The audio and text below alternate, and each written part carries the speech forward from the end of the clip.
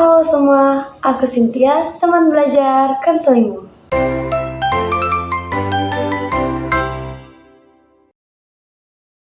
Hari ini kita akan membahas mengenai pengantar psikologi perkembangan. Apa sih psikologi perkembangan itu? Lalu tujuan mempelajari psikologi perkembangan, lalu arti berkembang sendiri, dan juga apa saja sih penyebab kita berkembang. Mungkin sudah tidak asing bagi kita dengan kata berkembang. Teman-teman mungkin seringkali melihat anak kecil yang polos, lugu, dan imut, dan juga seringkali teman-teman melihat remaja yang mulai membangkang, emosi tidak terkendali, dan sedikit egois.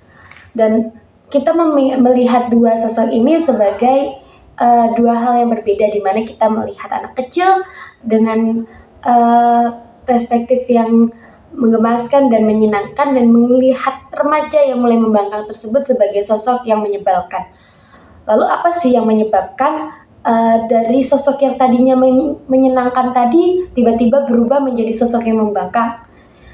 Ada proses-proses di dalamnya, perjalanan antara anak kecil dan remaja. Di dalamnya ada proses-proses dan fase-fase yang akan kita pelajari di dalam psikologi perkembangan. Tujuan belajar psikologi perkembangan sendiri, teman-teman, adalah untuk menjawab pertanyaan-pertanyaan tadi mengenai pertumbuhan yang ada di tiap individu. Menjawab pertanyaan-pertanyaan tadi dengan teori, metode, lalu penemuan, dan banyak lagi pencapaian praktis dari ilmu perkembangan modern. Selanjutnya, teman-teman tentu tidak asing lagi dengan kalimat manusia berkembang seiring waktu. Nah, di sini apa sih arti dari berkembang itu sendiri? Berkembang sendiri di sini menjurus pada kontinuitas dan perubahan sistematis pada tiap individu yang terjadi pada masa konsepsi atau pembentukan individu baru melalui perkawinan sampai individu tersebut mengalami yang namanya kematian. Perubahan itu digambarkan secara sistematis. Sistematis di sini berarti teratur, terpola, dan juga relatif tertahan lama. Kontinuitas pada perkembangan ini juga merupakan cara di mana kita tetap sama atau selalu bercermin pada masa lalu kita. Apa saja sih penyebab yang menyebabkan kita berkembang? Teman-teman, ada dua proses dasar yang mendasari perkembangan sendiri. Yang pertama yaitu pematangan, yang kedua yaitu pembelajaran. Pematangan di sini mengacu pada pengembangan biologis setiap individu mengikuti warisan biologisnya dari orang tuanya tentu saja. Apa saja sih pengembangan biologis ini? Mungkin seperti menstruasi pada perempuan, dan juga tumbuhnya jakun, dan juga besarnya pita suara pada laki-laki. Atau bisa disebut pematangan ini sebagai tumbuh secara biologis.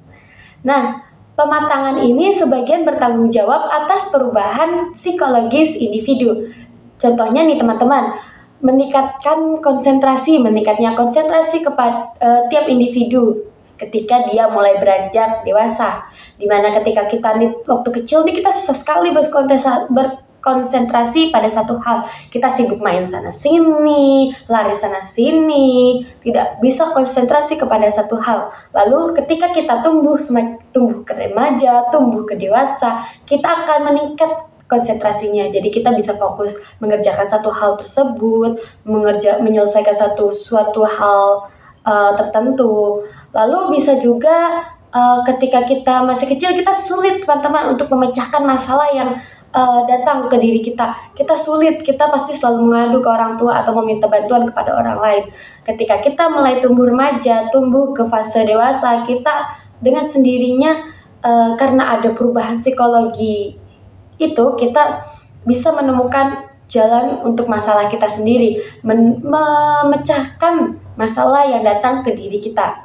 Lalu contoh lainnya, ketika kita kecil, kita tidak mengerti perasaan orang lain, kita tidak mengerti apa maksud pemikiran orang lain.